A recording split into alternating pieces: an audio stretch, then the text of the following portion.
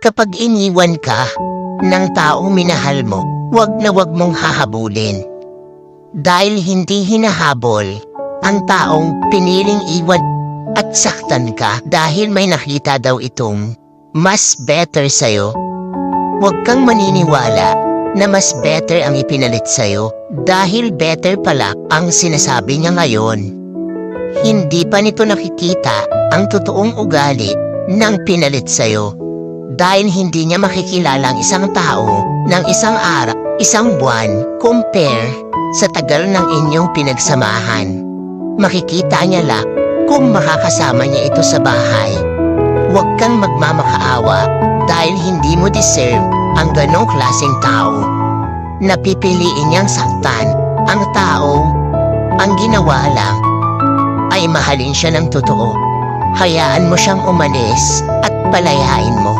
At palayain mo na rin ang sarili mo sa mas marami pang sakit na ibibigay nito.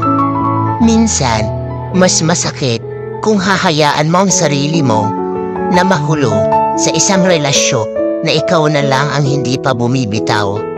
Kasi pag bumitiw ka na, isang beses ka lang masasaktan. Nasa sayo kung paano ka mag-move on. Pero kung hahayaan mong mahulog sa isang relasyon na ikaw na lang ang nagmamahal, paulit-ulit ka lang masasaktan sa relasyong wala nang patutuuhan at araw-araw ka lang masasaktan. Mahirap mag-let go sa taong minahal mo ng totoo pero hindi ka makakawala sa taong hindi deserve ang pagmamahal mo.